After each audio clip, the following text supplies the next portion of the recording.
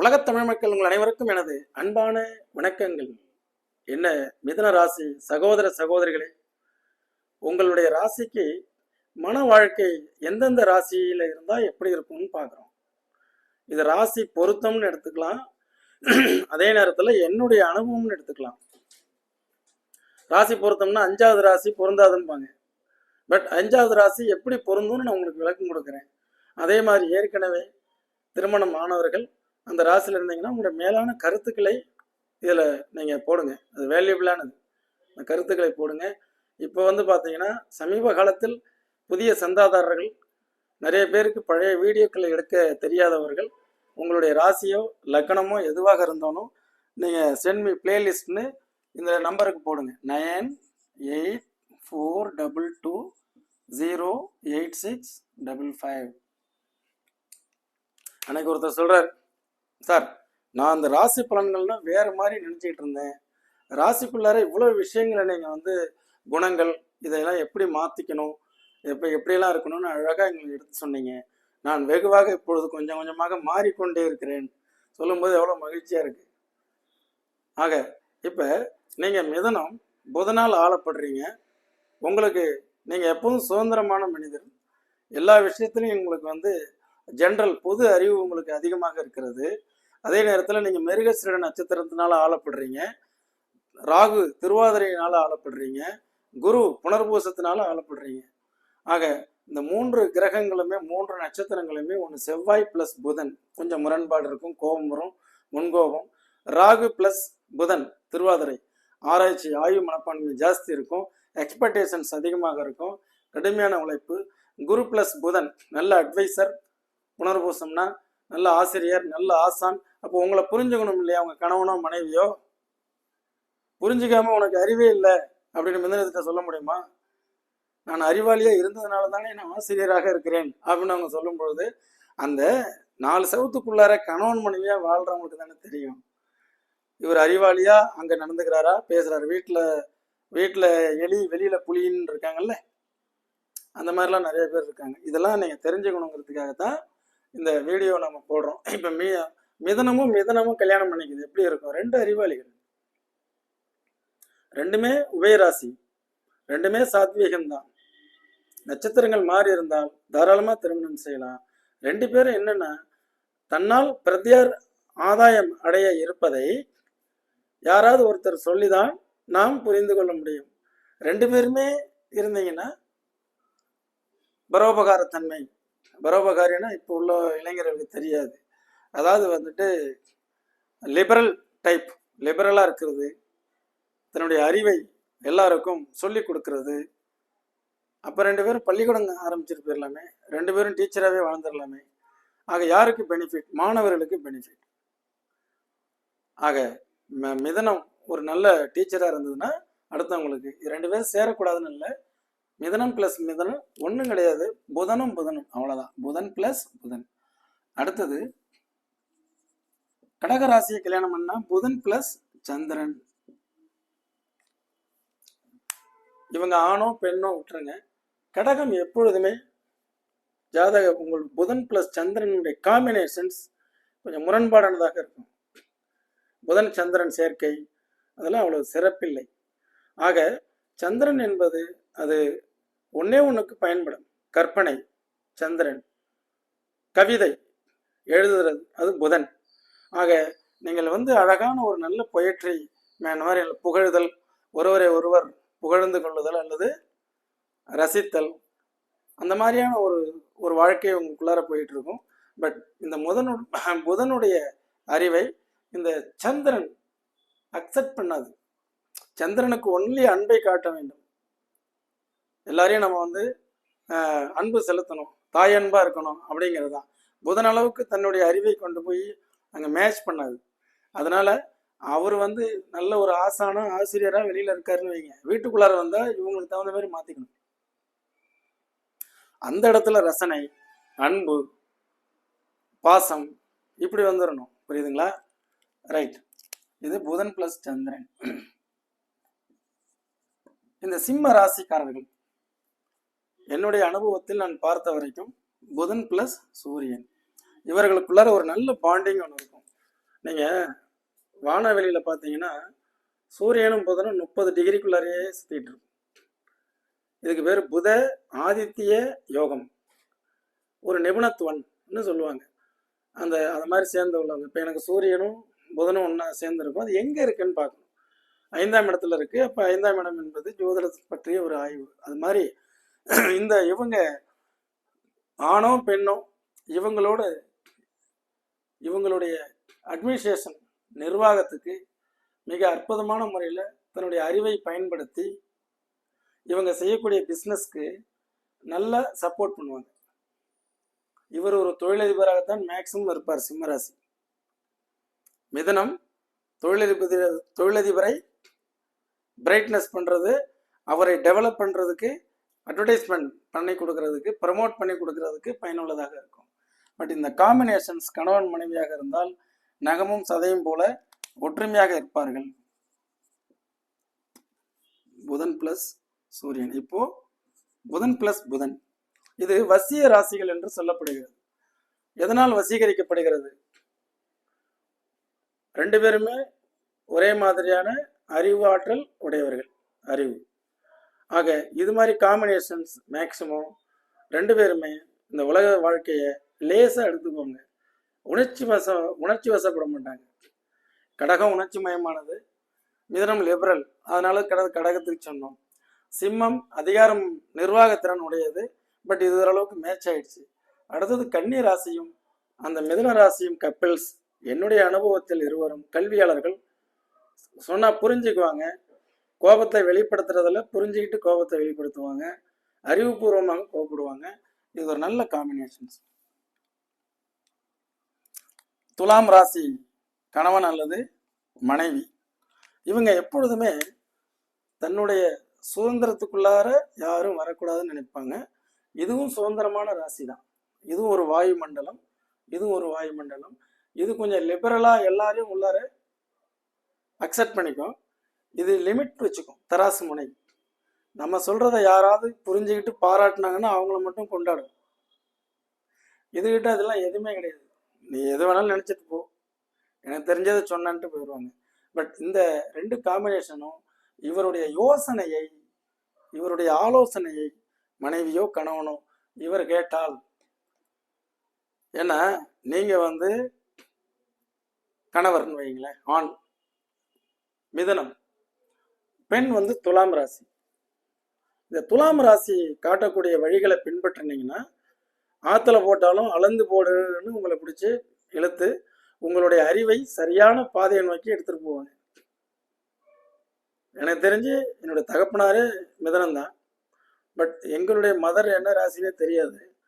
அந்த மிதனம் என்ன செய்வார், தன்னுடைய அறிவு ஆற்றலை எல்லாருக்கும் அற்புதமாக பயன்படுத்தி எல்லாருக்கும் வழிகாட்டியாக இருப்பார்.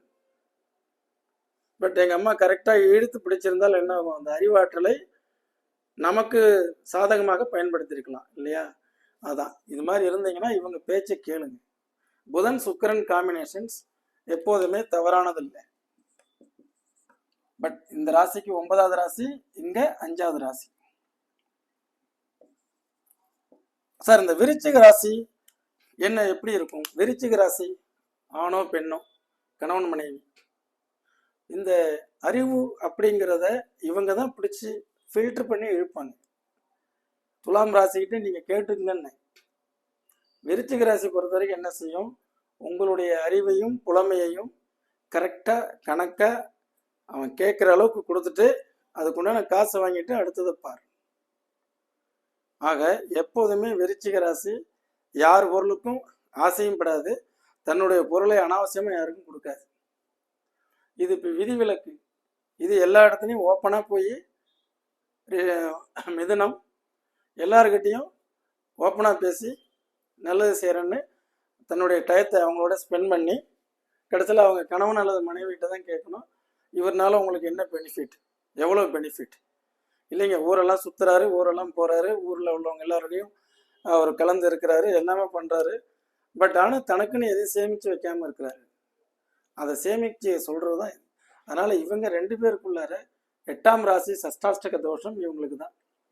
இதுதான் என்ன செய்யும், இவர் சொல்றத இவர் கேட்க மாட்டேங்கிறாரு, இவர் சொல்றத இவர் கேட்க மாட்டேங்கிறாருன்னு இருக்கும்.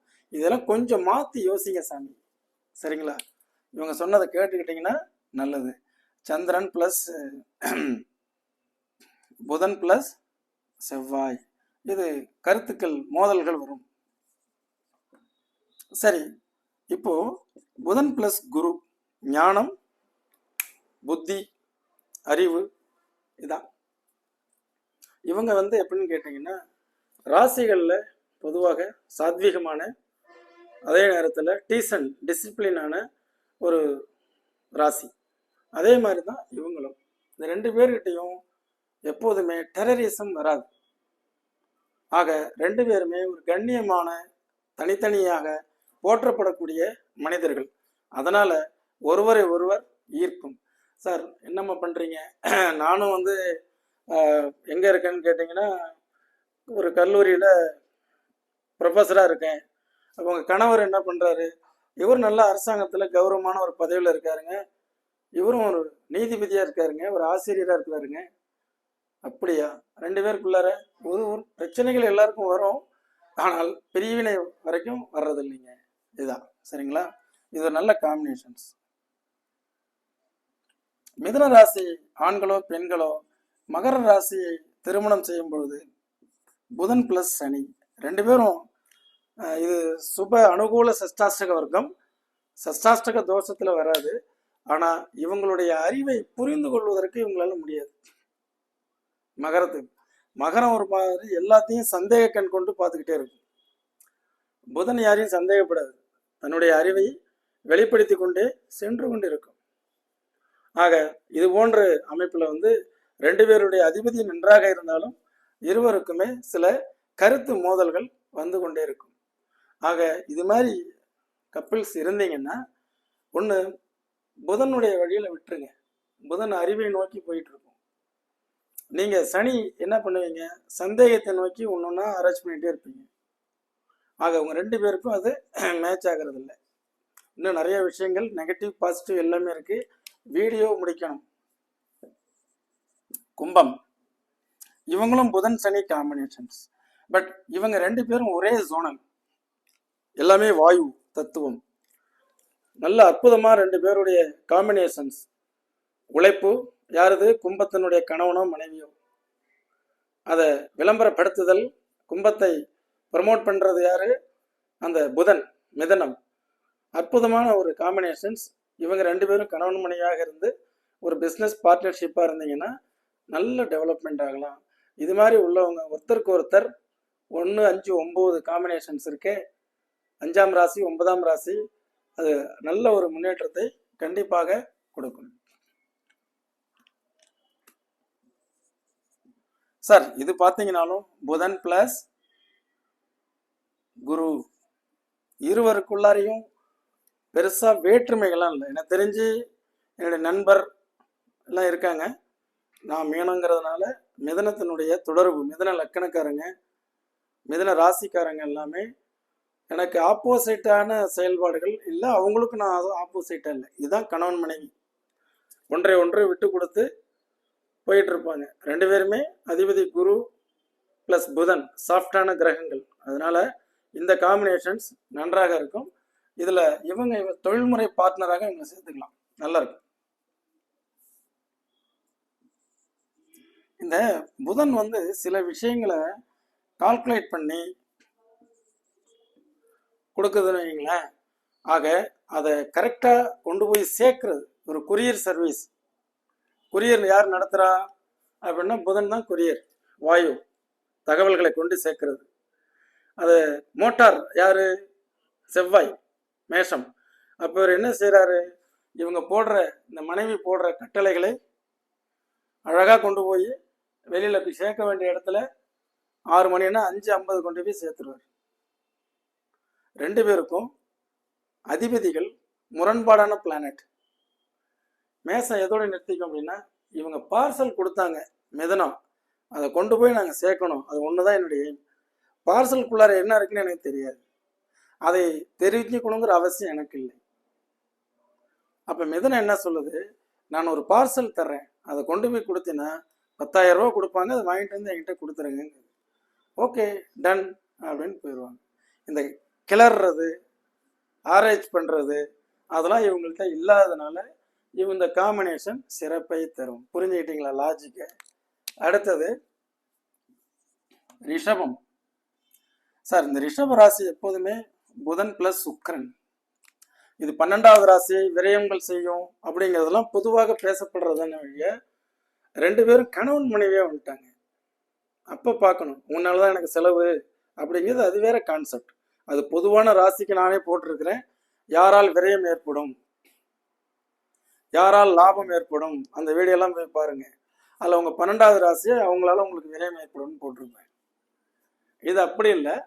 என்னன்னா இந்த ராசிக்கு அதிபதி புதன், இந்த ராசிக்கு அதிபதி சுக்கிரனாக இருந்து அந்த சுக்கிரன் என்பதை அவங்க லக்ஸூரியா வாழணும், அதே மாதிரி நமக்கு ஒரு கூட்டுக்குள்ளார வாழணும் ரிஷபம். அதுக்கு நம்ம நான் ஒரு ப்ராடக்டை ரெடி பண்ணுறேன், தயார் பண்ணுறேன், ஒரு புடவை உற்பத்தி பண்ணுறேன், அந்த புடவையை கொண்டு போய் மார்க்கெட் பண்ணணும். அப்படிங்கும்போது புதன்கிட்ட தான் போகணும். இவர் தான் அமேசான் ஃப்ளிப்கார்ட்னு சொல்லி ஏதோ ஒரு ஆப்பை மீஷோ இதுக்கெல்லாம் கொண்டு சேர்ப்பார். இவர் தான் ஆன்லைனில் என்ன செய்வார், இவங்களுடைய ப்ராடக்ட் எல்லாத்தையும் கொண்டு போய் சேர்ப்பார். இப்போ ராசிப்படி இது ஆகாத ராசியா? இல்லை. அழகாக அதை கொண்டு போய் சேர்க்கறது இவங்களுக்கு பணம் பண்ணி கொடுக்கக்கூடிய ராசி இது. அப்போ ரிஷபம் ஆணோ பெண்ணோ ஒரு மேனுஃபேக்சரிங் பண்ணுறீங்க அப்படின்னா அதை அழகாக விற்று காசாகி கொடுக்கறது புதனுடைய மூளை. இது போன்ற வீடியோக்கள் உங்களுடைய எல்லாருக்கும் பயனுள்ளதாக இருக்கும் என்று எண்ணுகிறேன். உங்களுடைய மிதுன ராசிக்காரர்களுக்கு எப்படிப்பட்ட மன வாழ்க்கை அப்படிங்கிறத நம்ம சொல்லியிருக்கோம். இந்த வீடியோஸ் பழைய வீடியோலாம் வேணுங்கிறவங்க மிதுன லக்கணம் மிதுன ராசி இதில் 40 அதில் 40 இருக்கு, ஒரு 80 வீடியோ இருக்கும். அட்லீஸ்ட் ஒரு 30 வீடியோவாவது வருங்கால சந்ததிகளை வளமாக வாழ்வதற்கு என்னுடைய வழிகாட்டுதல் நலமானதாக இருக்கும் என்று எண்ணுகிறேன். என்று உங்கள் ஜோதிட வாழ்வியல் ஆலோசகராக இன்னொரு நிகழ்ச்சியில் சந்திக்கிறேன். நன்றி, வணக்கம்.